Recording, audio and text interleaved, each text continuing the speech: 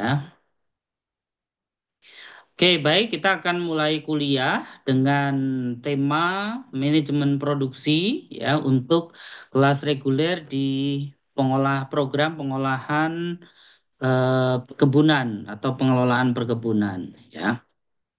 Jadi kita kemarin sudah mendiskusikan pada pertemuan yang lalu gitu ya, bahwa manajemen produksi ini merupakan bagian yang cukup penting di dalam penyelenggaraan di tanaman begitu.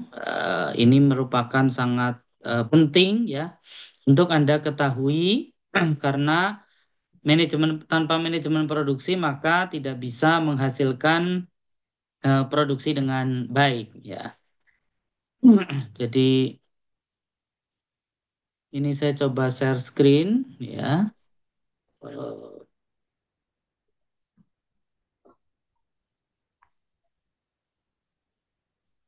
Mudah-mudahan sudah terlihat ya. Sudah terlihat belum? Sudah, Pak. Oke, baik. Kita kayaknya saya kemarin sudah membahas ini gitu ya. Eh, Nah, ini kita sudah sampaikan ya, sedikit saya review gitu ya. Nah, jadi konteks manajemen produksi itu ada aspek manajemen, ada aspek produksi, ada tanaman. Jadi kalau di kelas reguler ya ada bagaimana mengelola antara tanaman itu dengan faktor-faktor produksi sehingga outputnya adalah menghasilkan tanaman yang menghasilkan produksi dengan baik. Nah, kemudian di dalam manajemen produksi kita mengenal istilah best management practices gitu ya. Jadi good agricultural practices ya adalah sistem proses produksi pertanian perkebunan yang menekankan pada adopsi teknologi.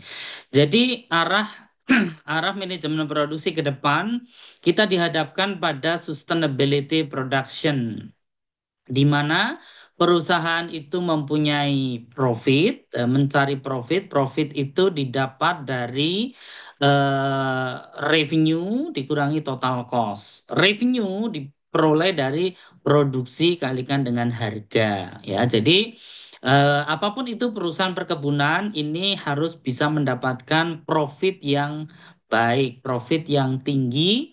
Yang profit yang tinggi itu diperoleh dari hasil produksi yang tinggi. Produksi tinggi, harga tinggi, biaya efisien, sehingga menjadikan perusahaan itu punya profitabilitas yang tinggi, gitu ya. Ya, jadi ini ada profitabilitas. Kemudian di samping itu ada planet, ya. Di samping menghasilkan produksi yang baik, yang tinggi, maka perusahaan perkebunan juga harus ramah lingkungan. Sehingga planet ini menjadi aspek yang cukup penting. Kemudian people, bahwa dalam konteks pengelolaan produksi ada orang-orang yang terlibat di dalamnya. Nah, sehingga penting untuk bisa diketahui bagaimana production management ini penting. Nah, kita tahu bahwa produksi tanaman ini sebagai suatu sistem merupakan proses yang alami, proses tidak sepenuhnya dapat dikendalikan, lingkungan memberikan pengaruh yang cukup dominan sehingga penting untuk bisa dikelola dengan baik. Kemudian manajemen operasi cenderung hanya mensiasati agar proses produksi secara optimal bisa berjalan dengan lancar dan proses berada dalam tubuh tanaman. Inilah yang kemudian di dalam konteks manajemen produksi menjadi aspek yang cukup penting untuk bisa melaksanakan itu. Nah, tahapan proses operasional ya, jadi ada berbagai macam tahapan di perkebunan. Operasional itu menjadi hal yang cukup penting ya. Jadi mulai dari tahap pembangunan ya, kemudian tahap pengoperasional dan juga tahap pemeliharaan dan juga pengaturan ya. Jadi kalau kebun itu masih dibuka ya, itu namanya tahap pembangunan kebun, dimulai dari feasibility study, legalitas, ya, kemudian perencanaan kebun, ya, budgeting, ya. Kemudian tahap pengoperasionalan. Jadi operasional kebun ini menjadi hal yang cukup penting dalam penyediaan sumber daya, implementasi, ya, tahapan pemeliharaan dan pengaturan, pengelolaan sustainability dan sebagainya menjadi sangat penting. Nah, kita tahu bahwa operasional tanaman itu punya kekhasan, ya, beda dengan manajemen produksi yang lain. Jadi di situ produksi ada genotip, ada fenotip, ya, ada lingkungan dan ada aspek manajemen. Produksi ini dipengaruhi oleh sifat-sifat genotip atau genotip yang ada di tanaman, kemudian fenotip, ya, lingkungan dan juga aspek manajemen. Kemudian memerlukan tahap dan proses, baik itu fisiologis, vegetatif, dan generatif. Ya, ini ada prosesnya. Memerlukan syarat tumbuh, ya, jadi ada syarat tumbuh tanaman tertentu, misalnya tanaman kelapa sawit punya syarat tumbuh, ada iklimnya, curah hujannya, kemudian juga ada jenis tanahnya dan sebagainya, itu yang menjadikan tanaman tersebut sebagai syarat tumbuh. Memerlukan optimasi, ya, dalam kinerja lingkungan dan benih yang bersertifikat. Kapasitas proses tidak dapat dinaikkan dalam waktu singkat dan berada dalam sistem ekosistem yang terbuka dengan umur produktif yang dibatasi. Jadi misalnya kalau untuk sawit itu minta tolong di mute ya, peserta yang lain biar tidak terganggu. Oke, jadi berada dalam sistem ekosistem yang terbuka, jadi ada iklim, ada macam-macam begitu ya, dan umur produktif yang terbatas. Misalnya kalau kita bicara sawit, itu bisa 25 sampai 30 tahun. Kemudian untuk tebu, PC-nya 1 tahun, tapi ratunnya bisa 3 tahun. Jadi optimal di umur 4 tahun. Tapi itu apa tahunan gitu ya. Eh, Kalau kemudian kita bicara karet sama bisa 25 tahun. Umur ekonomisnya, kalau kita bicara teh bisa bertahun-tahun gitu ya. Nah, jadi punya umur produktif. Nah, sasaran sistem produksi tanaman ini menghasilkan bagian, ya, ekonomis untuk mencapai bahan baku olah di pabrik. Ya, jadi di situ ada aspek 3Q, ya. Yang pertama adalah quantity. Quantity itu adalah jumlah. Kalau orang biasa di lapangan itu disebut berapa sih tonasenya, berapa sih jumlah produksinya begitu ya. Nah, di sini yang disebut adalah kuantitas. Kuantitas itu adalah jumlah. Jumlah produksi itu, ya, di situ ada potensi bahan tanam. Jadi untuk menghasilkan jumlah produksi, maka dia harus punya potensi bahan tanam yang menghasilkan tonase berapa. Kemudian dipengaruhi oleh pemupukan, dipengaruhi juga oleh manajemen panen gitu ya. Kualitas atau quality, ya. Kualitas produksi ini jenis bahan tanam. Ada pemeliharaan, ada operasional tanaman, jadi ada pengendalian OPT begitu ya. Jadi kualitas produksi, misalnya kalau kita bicara kualitas bagaimana hasilnya, hasil kualitasnya. Misalnya kalau di sawit kita ada istilahnya rata-rata berat tandan. Jadi tandannya yang besar-besar di atas 3 kilogram. Itu kualitas. Kualitas panen. Kualitas buahnya. Buahnya semuanya masak. Ya. Kalau di tebu bagaimana yang disebut kualitas? Kita tahu namanya tebu adalah kualitas MBS. Masak, bersih, dan segar. Itu namanya MBS ya, kualitas MBS. Kemudian jenis bahan tanamnya seperti apa, pemeliharaan, pengendalian UPT gitu ya. Kemudian yang selanjutnya adalah kontinuitas. Yang kita sebut adalah sustainability.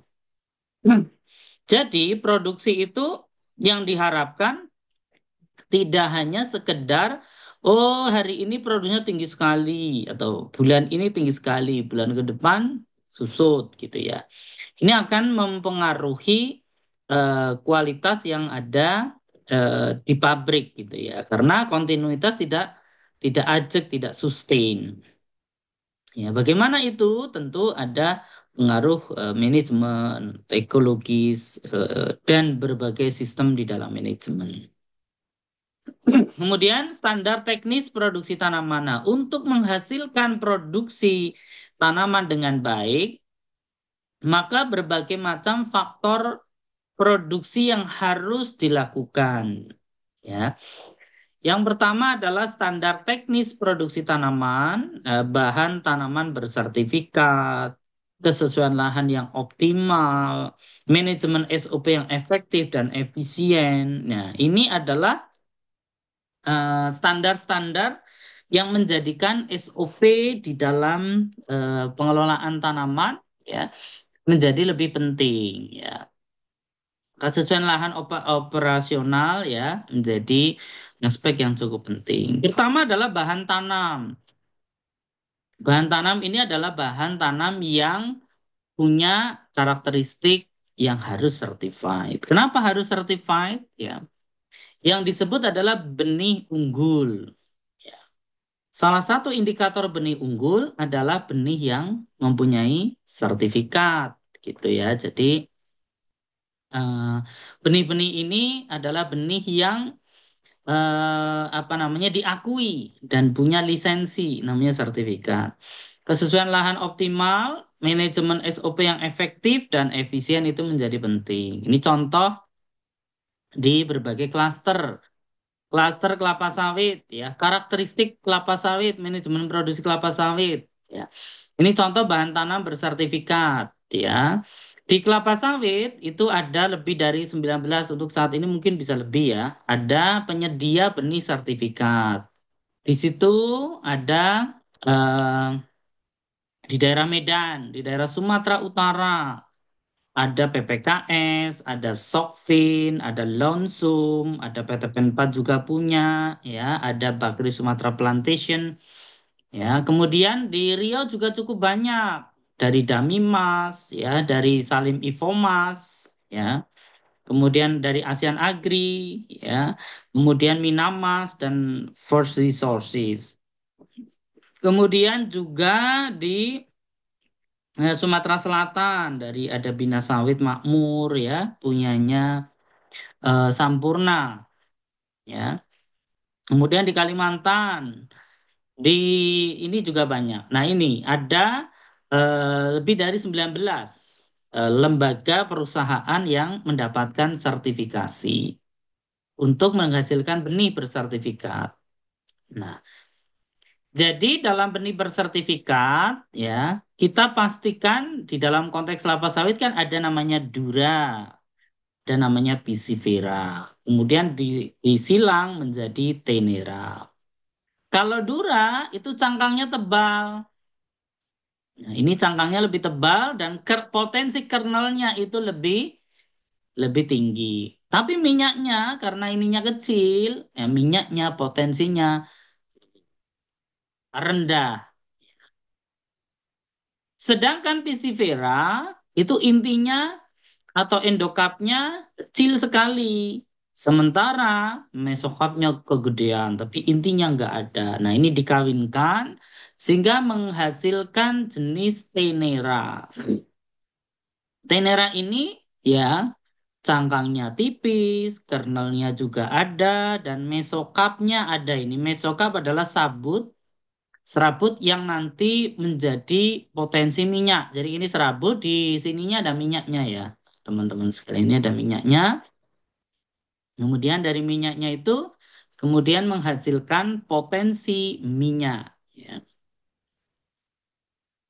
Kemudian dalam konteks manajemen produksi tanaman kelapa sawit, ini ada yang disebut sebagai kesesuaian lahan atau syarat tumbuh. Syarat tumbuh kelapa sawit yang kemudian bisa menjadikan tanaman kelapa sawit itu optimal, gitu ya. Nah, ini ada persyaratan dan kemudian ada kelas kesesuaian lahan. Nah, Kesesuaian lahan ini ya itu dilakukan kajian. Bagaimana Pak untuk mengetahui ini dilakukan yang namanya kajian kesesuaian lahan, dianalisis, diuji sampel gitu ya. Umpamanya, Anda kan sudah praktikum ya dulu, bagaimana mengukur temperatur, bagaimana mengukur curah hujan dengan ombrometer, ya, kemudian dengan alat-alat yang di situ diketahui, atau juga pakai data sekunder juga bisa. Bagaimana mengetahui defisit air? Bagaimana mengetahui hari terpanjang, kemiringan, pH, ada pH meter, penyinaran, panjang penyinaran berapa lama, kelembaban berapa persen, gitu ya. Anda sudah praktek klimatologi, gitu ya. Ingat nggak klimatologi, ya. Dasar-dasar menghitung ini semua. Nah, setelah itu Anda misalnya bagaimana mau menentukan kelas keseluruhan lahan di Medan. Oh, ini sebetulnya ini saya cek berapa ya kelas lahannya gitu ya. Nah, memang berdasarkan penelitian dan kajian ada standar-standarnya. Ini ada yang disebut S1, tingkat kesesuaian paling sesuai, namanya S1. Ini paling sesuai loh ya, bukan sekolah ini S1, S2, S3. S2 ya itu cukup sesuai. Nah, kemudian S3 ya kurang sesuai. Ini tidak sesuai. Ini ada temperaturnya 25 sampai 28 ya. Curah hujannya 17.700 sampai 2.500. Kita bicara yang S1 defisit airnya ya 0 sampai 150.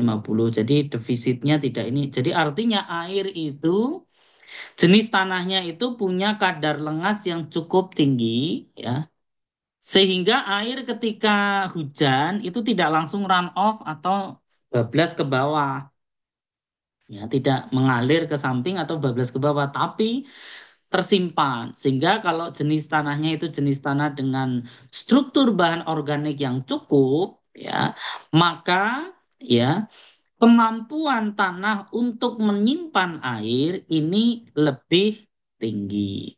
Jadi airnya tidak bablas ke bawah. Ya. Maka ada yang disebut bahan organiknya.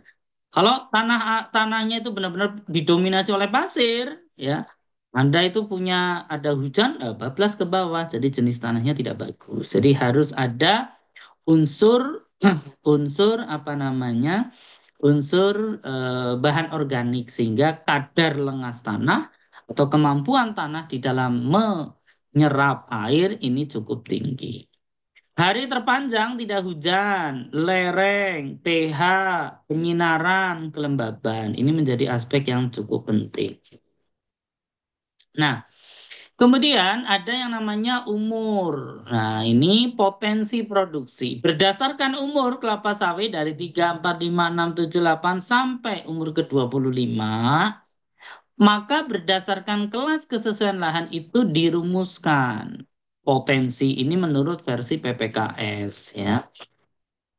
Nah, ini proyeksi produksi berdasarkan kelas kesesuaian lahan ya. Dengan demikian Pak, berarti kalau kelas lahan itu 34, tapi faktanya cuma 25 atau 28 TPS, ton TPS per hektar. Tentunya ini ada syarat dan ketentuan berlaku.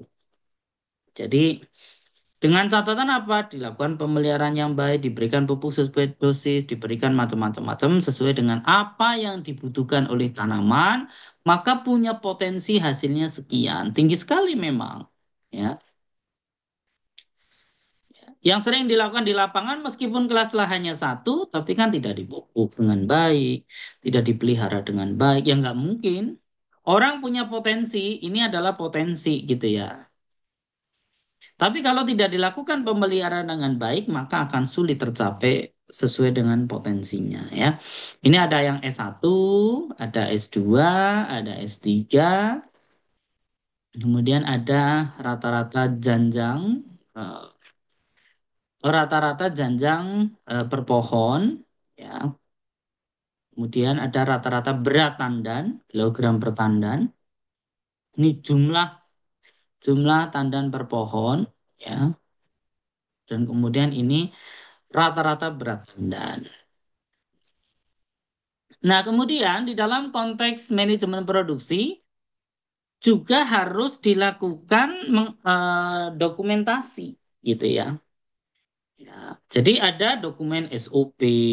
Ya, makanya kalau nanti kamu jadi asisten, pasti harus ada SOP-nya, ada instruksi kerjanya atau IK, ada dokumen bukti bahwa ini sudah dipupuk atau belum, gitu ya. Karena yang diurusin sawitnya banyak, satu asisten 750 hektar.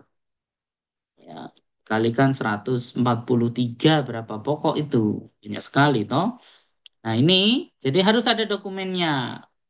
Kemudian, mengapa perlu ada dokumen? Bagaimana kebijakan produksi? Jadi Anda harus tahu kebijakan produksi di level kebun. Ya, apa-apa saja yang dilakukan. Tingkat dua, siapa, apa, dan kapan, serta di mana. Ya. Jadi siapa yang melakukan itu? Ya. Kapan harus dilakukan dan di mana, di blok mana. Kemudian standar operasional prosedur atau SOP tingkat tiga adalah bagaimana instruksi kerja itu dilakukan serta rekaman formulir dokumen pendukung dan sebagainya. Ya. Yang kedua karet karena Anda itu adalah reguler, ya. Jadi bagaimana karet, manajemen produksi karet, ya, ini menjadi aspek yang cukup penting. Nah, ini karakteristiknya apa? Bahan tanam karet itu anjuran. Ada klon anjuran komersil. Klon penghasil lateks terdiri atas ini adalah varietas-varietas jenis klon yang ada. Kalau Anda praktik di karet atau dikerja di perusahaan karet, pasti nanti akan Anda tahu bahwa ada IRR 104, IRR 102. Kenapa namanya ini semua? Ya, ini yang mengeluarkan lembaga atau perusahaan yang menghasilkan varietas-varietas karet tertentu. Nah, kemudian klon penghasil karet lateks terdiri atas ini ada kayunya juga gitu, IR5, IR39, 42 dan sebagainya. Batang bawah yang komersil, anjuran hasil berasal dari biji. Ya, biasanya pengembangan itu dari biji karet, kemudian disemai, kemudian nanti sama kayak sawit ada pre-nursery dan main nursery, kemudian ditanam. Nah, contoh-contoh sumber benih. Ya, ini berasal dari Balai Penelitian Sungai Putih di Pusat Penelitian Karet RPN, gitu ya. Dan kemudian penelitian Sembawa, penelitian Getas, terus kemudian Research Center dan sebagainya. Ini adalah eh, hal-hal yang terkait dengan karet. Nah, kemudian kesesuaian lahan karet itu ada juga S1, S2, S3 tidak sesuai ya. Temperaturnya, ketersediaan airnya, ketersediaan oksigennya, media perakaran, gambut, kemudian toksisitas, soliditas, ya, sodisitas ya, bahan bahaya dan sebagainya. Jadi memang karet sangat optimal pada garis lintang 150 lintang utara. Ya, tinggi tempatnya 0 sampai 200 meter di atas permukaan laut dan kemudian curah hujan 1.500 sampai 3.000. Ya, jadi kita nih membutuhkan curah hujan yang cukup karena karet itu karakteristiknya adalah tanaman yang dia harus ada di iklim tegas. Kalau curah hujannya tidak cukup, Anda mungkin di kebun, Pak, ini kok karetnya itu kering kerontang dan setiap kekeringan itu menggugurkan daun. Sehingga kalau keringnya terlalu panjang, kemaraunya terlalu panjang, maka dia akan mengalami gugur daun. Dan kalau terlalu terlalu apa namanya, terlalu lama, maka daun tersebut ya kehilangan. pohon karet tersebut kehilangan kemampuan untuk berfotosintesis karena daunnya telah mengering dan jatuh. Nah, kemudian kemiringan tanah kurang dari 10%, tekstur tanah terdiri lempung berpasir dan liat berpasir. Nah, kemudian di dalam tanah itu maksimal 15% dengan pH tanah berkisar antara 4,3 sampai 5.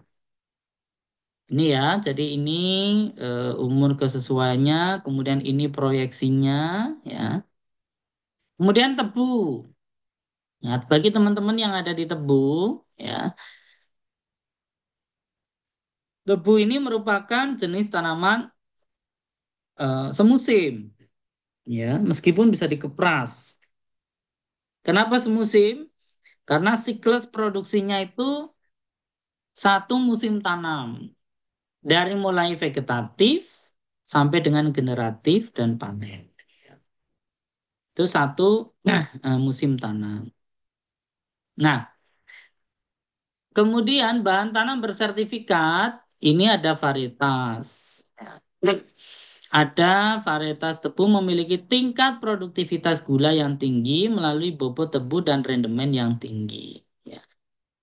Jenis varietas itu yang harus dilaksanakan dalam konteks tebu ini, bagaimana kemampuan tebu untuk menghasilkan gula yang tinggi, bobot tebu dan rendemen yang tinggi. Kemampuan yang tinggi untuk dikepras dan toleransi yang tinggi terhadap serangan organisme pengganggu tanaman. Kemudian mempunyai daya tumbuh, memiliki tingkat kemurnian di atas 95%, serta mempunyai habitus batang yang normal sesuai varietasnya. Nah, ini tujuannya adalah upaya meningkatkan jaminan mutu, merupakan kemurnian benih dalam peningkatan produktivitas tanaman, terutama untuk tanaman yang mengalami degradasi mutu setelah ditanam dalam waktu yang cukup lama. Nah, sehingga perlu ada kesesuaian lahan tebu, ini sama S1, S2, S3 ya. Nah, sehingga kalau lahannya itu baik ya, S1 tingkat kesesuaian sangat-sangat sesuai. Jadi potensi produksinya 85 ton, 85, 85 ton per hektar per tahun. 85% ya. Temperatur rata ya 24 sampai 30 ya. Curah hujan, kelembaban, tipe iklim, drainase, tekstur, bahan kasar, kedalaman tanah, KTK ya, dan lain sebagainya. Ini adalah model-model klasifikasi kesesuaian lahan tebu ya yang bersumber dari P3GI yang kemudian keterangannya itu sangat sesuai, cukup sesuai, sesuai marginal dan tidak sesuai. Nah, ini menjadi aspek yang cukup penting di dalam kegiatan di tanaman. Bagaimana dengan manajemen produksi teh?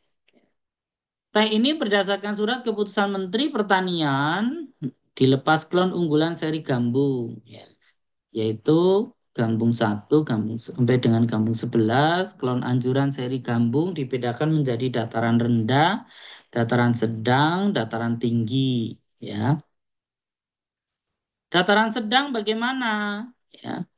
Nah, kemudian dataran tinggi. Sebagian besar memang ada di dataran tinggi. Dengan Gambung 5 mempunyai potensi hasil 4.000 sampai 5.000 kilogram per hektar teh kering, tahan terhadap penyakit cacar dan pertumbuhan awal ya di dataran tinggi, sedangkan Gambung 6 dengan Gambung 11 memiliki sifat-sifat hampir sama dengan klon Gambung 1 sampai Gambung 5. Nah, ini punya potensi yang cukup tinggi ya.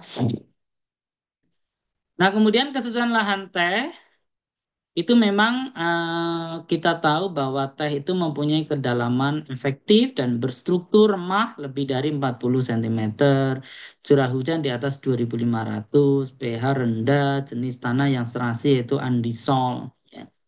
Tanah yang serasi bersyarat tanah yang mempunyai kedalaman efektif dan berstruktur remah atau gempal, curah hujan, jenis tanah, kategori, pH tanah, dan sebagainya. Tanah yang tidak serasi, tanah dengan kedalaman efektif, ya, topografi, jenis tanah antisol dan sebagainya. Kemudian potensi produksi beberapa klon teh, kita tahu bahwa varietasnya itu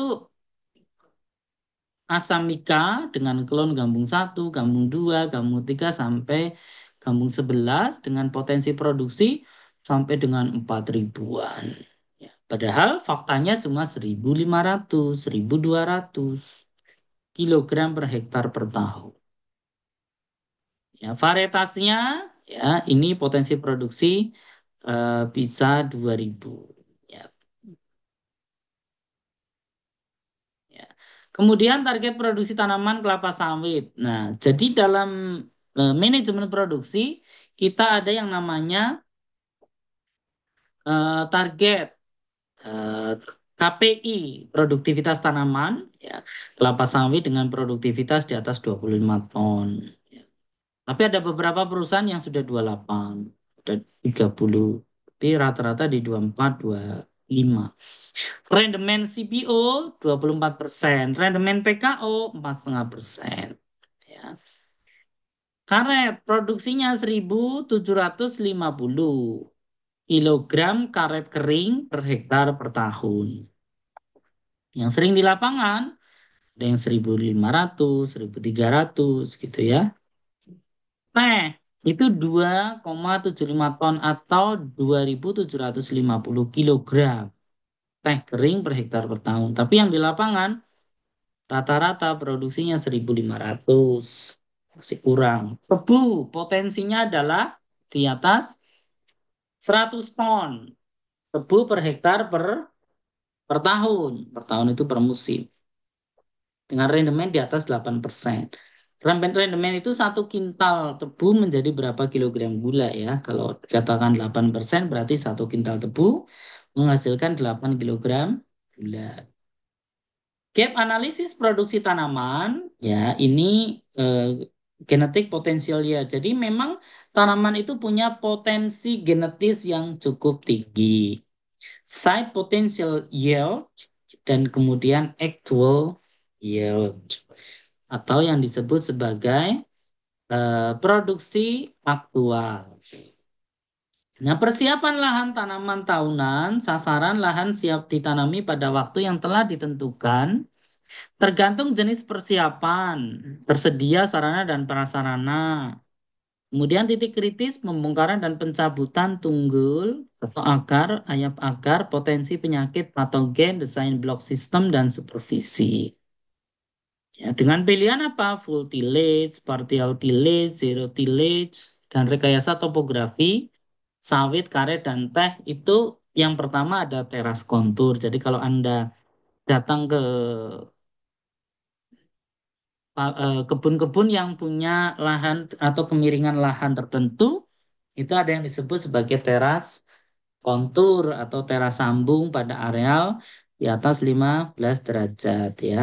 Kemudian tapak kuda, rorak dan sebagainya.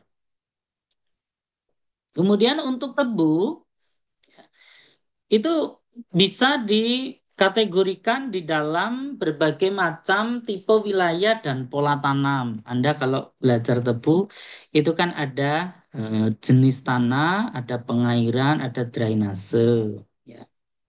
Ada yang jenis tanah berat dengan kadar lempung tinggi itu biasanya tanah-tanah yang tingkat kadar lempungnya tinggi, tanahnya liat banget gitu ya. Di daerah Klaten, di daerah Jawa Timuran ya beberapa tingkat tanahnya berat.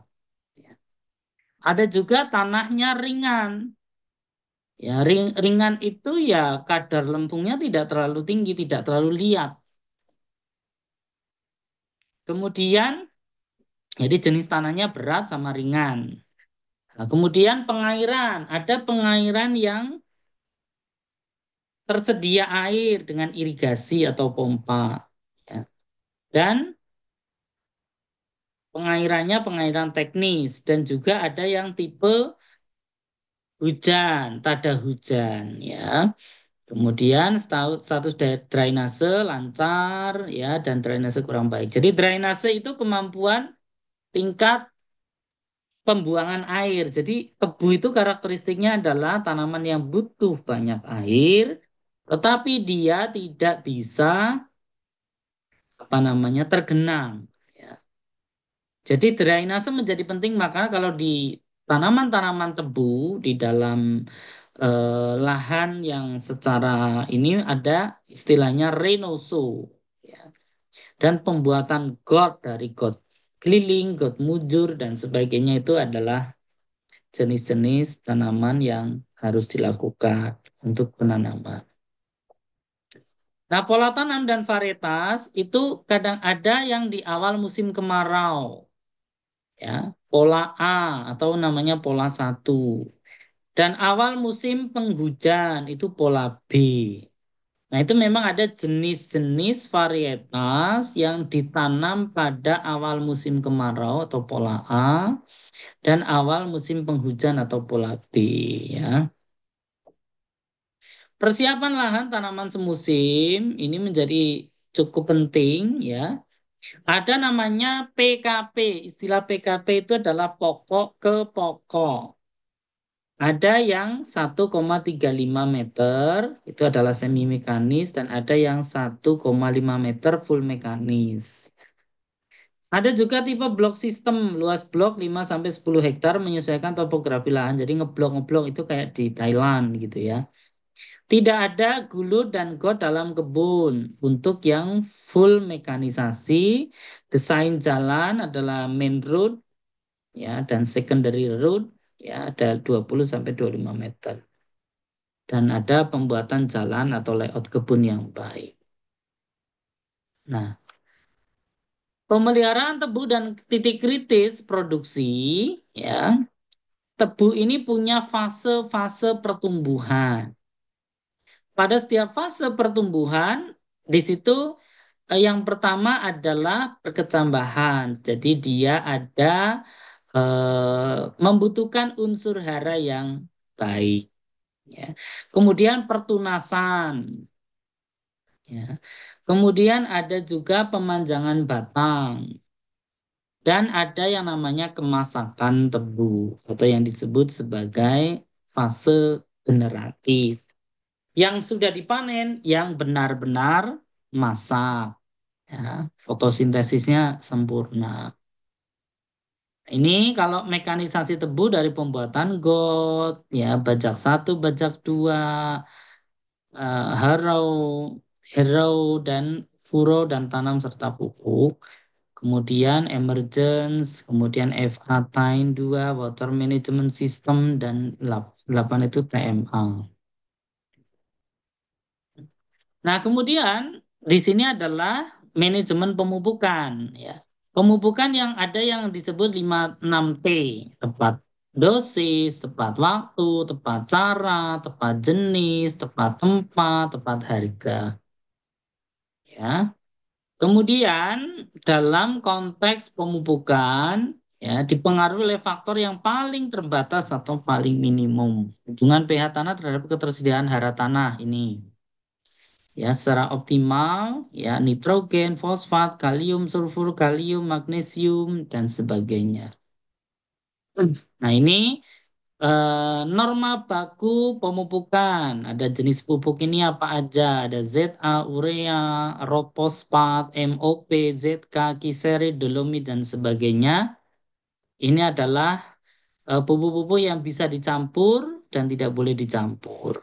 Ya, ini ada ropospat eh, dengan ZA nggak boleh dicampur. Jadi nggak boleh bareng-bareng pemupuknya, nanti dia akan susah. Urea dan ZA, ya, sebetulnya nih kandungan nitrogennya sama-sama nitrogen. Kemudian di dalam budidaya tanaman itu juga ada namanya water management system. Jadi pengelolaan air menjadi penting karena air itu menjadi faktor yang terbatas dan punya peran yang sangat penting di dalam konteks pertumbuhan tanaman, ya. Ini pengairan diberikan apabila curah hujan tidak dapat memenuhi kebutuhan air tanaman dan ditujukan untuk mengisi kembali profil tanah antara kapasitas lapang dan titik layu permanen. Jadi, yang disebut sebagai kapasitas lapang dan titik layu permanen ini adalah dua hal yang cukup berbeda. Ya, drainase dibutuhkan apabila curah hujan melebihi kebutuhan air tanaman dan kapasitas tanam memegang air. Irigasi dibutuhkan apabila curah hujan tahunan antara 800 sampai 60. Nah, ini adalah ketersediaan air, ya, dan kemudian ini adalah ketersediaan air dalam tanah, kemudian ada efisiensi pengairan dimaksudkan untuk memberikan air yang cukup di sekitar perakaran tapi tidak melebihi kapasitas lapang. Nah, kemudian pengelolaan TBM ya untuk tanaman tahunan, ya ini ada berbagai macam pola. Strategi pencapaian tanaman TBM, Anda sudah belajar budidaya gitu ya.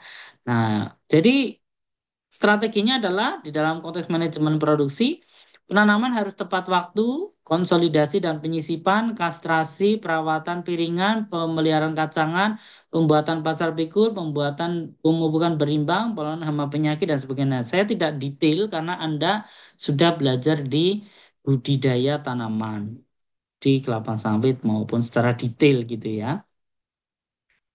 Kemudian sasarannya tanaman jagur homogen, ya tegakkan 100%. Ini bisa dievaluasi gitu ya. Pertumbuhan vegetatif optimal. Jadi kalau di tanaman tahunan, ya kita memastikan bahwa kalau kita di TBM itu bagaimana? Ya pertumbuhannya optimal. Dilihat tanamannya jagur, homogen. Homogen itu relatifly sama, tidak ada yang kecil sekali, tidak ada yang gede sekali ya. Terus kemudian lilit batang, terus kemudian tinggi tanaman dan sebagainya ini relatif optimal, physically tanaman bagus ya. Nah, memang di dalam konteks TBM kita harus memahami penyisipan. Kenapa? Karena pada fase TBM itu ya fase di mana mereka sangat kritis. Ketika dia mati, tidak dilakukan penyisipan, maka nanti populasi tanaman per hektar akan berbeda karena dia udah tumbang duluan. Umpamanya standar 143 karena tidak dilakukan penyisipan, tanaman mati pada saat TBM, ya maka dia akan menjadi lebih berbeda, bisa berkurang populasinya. Hama penyakit juga karena di TBM itu kalau tingkat serangannya tinggi ya bisa langsung mati itu. Gulma, kita tahu di LCC, LCC di tanaman TBM itu kadang-kadang apa namanya eh, terlalu lebat gitu ya. Jadi kadang-kadang antara gulma dan pemeliharaan di LCC itu gulmanya lebih tinggi daripada ini tanamannya. Atau juga LCC-nya mengcover tanamannya. Kastrasi dan sanitasi menjadi aspek cukup penting. Jadi jangan sampai tidak dilakukan kastrasi dan manajemen kanopi, pembentukan bidang petik, pangkasan ini menjadi titik kritis dalam manajemen produksi tanaman. Nah, kemudian ada metode pengelolaan organisme pengganggu tanaman yang terpadu, ya. Rotasi tanaman, pemberoan lahan, pergiliran bahan tanam, dan jarak. Ini adalah aspek fisik di dalam konteks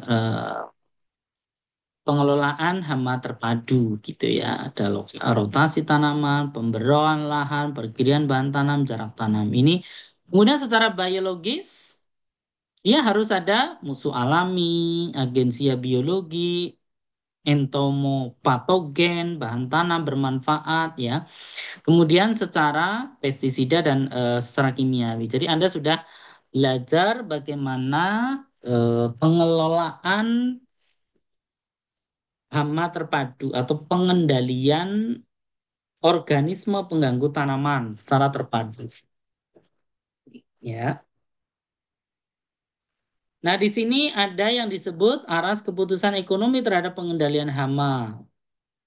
Ini ada tingkat pengendalian hama, aras keseimbangan umum, tingkat luka ekonomik, ambang ekonomik ya, sampai sejauh mana tingkat ambang batas ekonomi. Konsep aras ekonomi terdiri dari beberapa konsep, kerusakan ekonomi, alas luka ekonomi, ambang ekonomi, dan aras kesinambungan umum. Konsep kerusakan yaitu adalah luka injury dengan kerusakan damage, ambang ekonomi adalah kepadatan populasi hama yang memerlukan tindakan pengendalian untuk mencegah terjadinya peningkatan populasi mencapai aras luka ekonomi, sedangkan aras luka ekonomi kepadatan populasi rendah.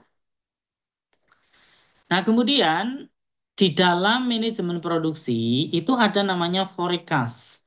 Forecast itu adalah perencanaan produksi. Dilakukan dengan apa? Dengan namanya taksasi produksi. Taksasi ini adalah metode statistik untuk menghitung potensi produksi.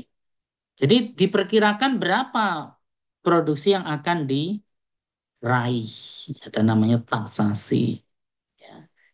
Kemudian di situ ada dengan taksasi produksi potensinya sekian, maka berapa pemanen yang dibutuhkan, jumlahnya, biayanya, dan juga lama produksi. Nah, ini dilaksanakan oleh berbagai macam petugas tanaman dari mandor, asisten, ya, dan itu diproyeksikan dalam manajemen tanaman. Nah, kemudian untuk tebu, taksasi Desember, ya, pendugaan potensi produksi awal atau taksasi secara pandangan ini yang disebut namanya tebu ada namanya taksasi Desember. Taksasi yang dilakukan pada bulan Desember. Pendugaan potensi produksi awal sampai dengan taksasi pandangan atau gambaran taksasi ke depan. Taksasi Maret, pendugaan produksi dengan metode yang lebih akurat karena Maret itu sudah mau persiapan giling.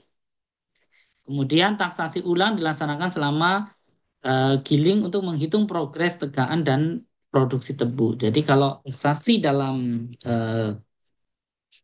manajemen di tebu, ya, ditaksasi ulang berapa sih prosesnya yang sesungguhnya gitu ya. Di kelapa sawit juga ada dilakukan 2 kali dalam setahun. Ya. Taksasi panen semesteran, jadi per semester itu dilakukan dan taksasi panen harian.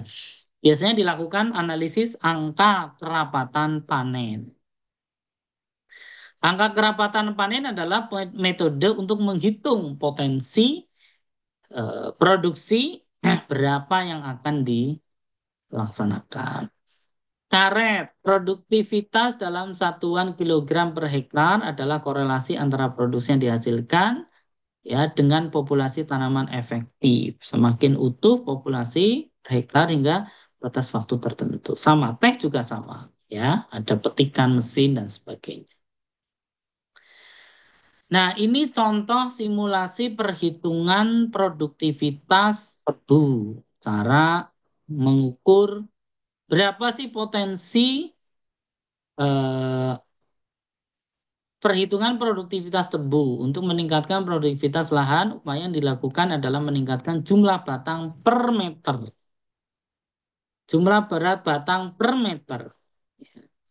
Dan kemudian ini jarak antar baris berapa? Ini sudah ada panjang baris per hektar, jumlah batang per meter, tinggi batang tebu, berat batang tebu, jumlah batang tebu, berat Nah, ini sudah ada eh, ininya ya.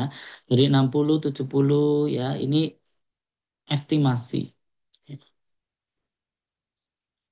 Ini tinggi batangnya.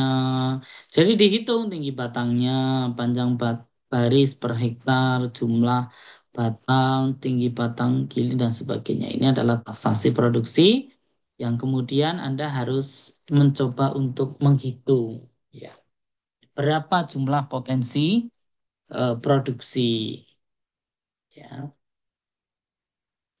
Parameter produksi atau plant gain, ya ini panjang row 7,4 jumlah batang, tinggi batang, terus jumlah batang per hektar ini diukur produksi teoritis per hektar dan produksi per hektar. Nah, di Raton juga panjang row, ya jumlah batang, tinggi batang, dan berat batang. Produksi teoritis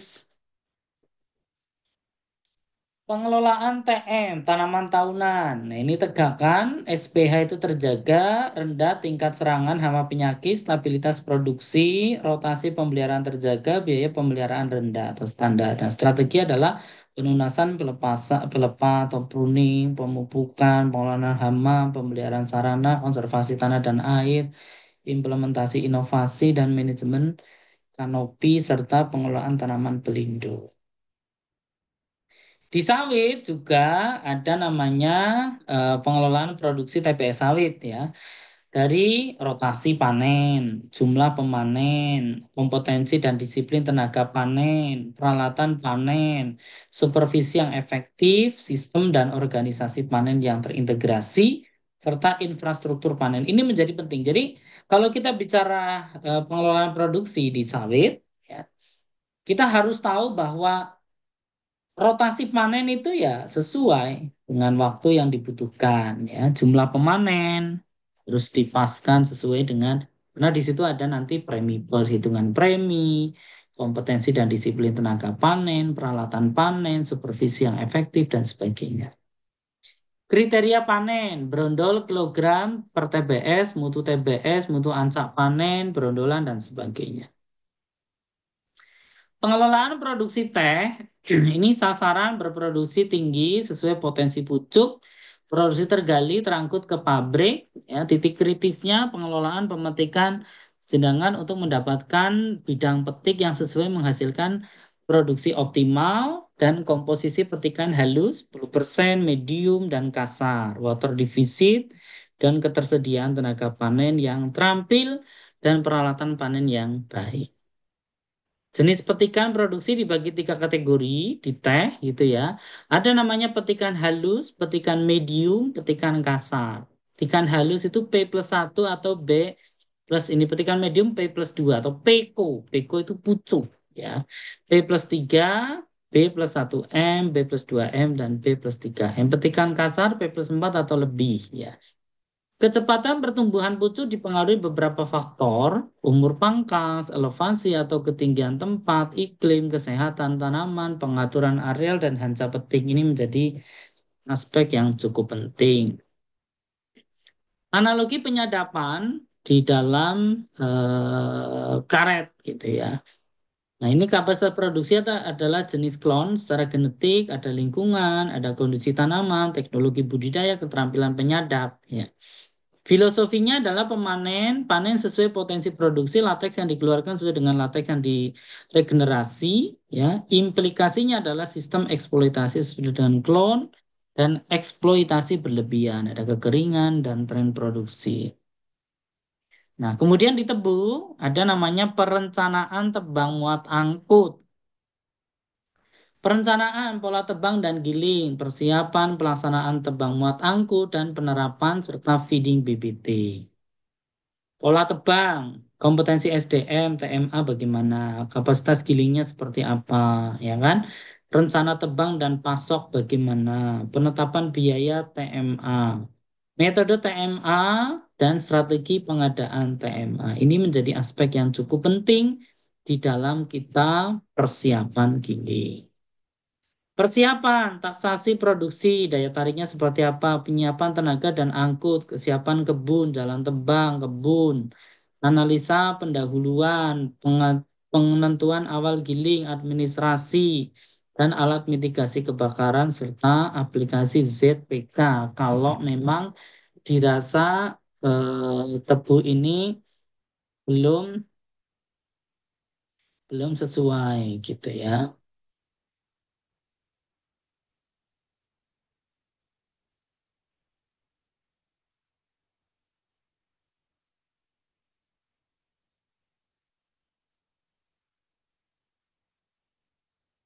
Oke, kemudian pelaksanaan tebang muat angkut.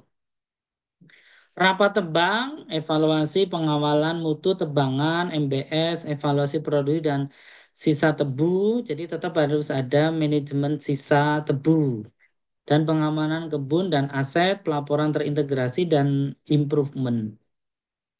Kemudian pengamatan mutu, penimbangan, pelaporan, pengaturan FIFO, first in, first out, evaluasi BPT dan koordinasi antar bidang. Titik kritis pelaksanaan TMA, ini sistem administrasinya seperti apa? Ya. Kemudian tenaga tebang, ya. Kalau kita bicara sistem administrasi dokumen manual antara satu dengan lain berbeda, tidak terus tersistematis, datanya terjadi miss, tidak ada update, tenaga tebang kurang, fasilitas belum siap, organisasi tebang buruk, prestasi tebang rendah, kesiapan kebun, kemasakan tidak sesuai, performa kebun jelek, layout kebun jelek, teknologinya vendor tidak profesional, sarana TMA tidak optimal, sarana TMA tidak ditetapkan mobilisasi dan sebagainya ya. Nah, kemudian bagaimana sistem produksi tanaman ini bisa optimal? Itu ada yang disebut rekayasa modifikasi lingkungan, efisiensi penggunaan agro input, bioteknologi, penerapan teknologi baru, optimasi proses ya. Ini tetap harus ada namanya disiplin SOP, perbaikan teknis budidaya atau improvement, optimalisasi output, penggalian potensi produksi dan kualitas. Nah, sehingga kalau kita bicara eh, kegiatan manajemen produksi, ya pada prinsipnya pengelolaan tanaman adalah mengelola makhluk hidup. Ya, jadi penting untuk bisa mengoptimalkan peran-peran makhluk hidup dalam tanaman. Jadi tanaman itu punya kebutuhan dasar dan kemauannya gitu ya. Dan kemudian memerlukan perlakuan dan kondisi khusus untuk dapat tumbuh dan berproduksi, dapat ditingkatkan kapasitas potensi produksi melalui perbaikan kultur tekstil dan improvement gitu ya. Oke,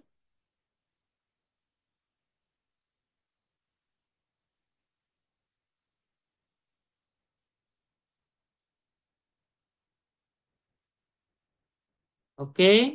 Ada pertanyaan? Mungkin itu demikian perkuliahan pada siang hari ini. Kebetulan saya posisi sedang ada di luar kota ini sebentar lagi mau pertemuan dengan pimpinan-pimpinan politeknik swasta di Indonesia. Baik, terima kasih atas perhatiannya. Mohon untuk presensi begitu ya sama Komting ya. Terima kasih. Assalamualaikum warahmatullahi wabarakatuh. Waalaikumsalam Waalaikumsalam warahmatullahi wabarakatuh.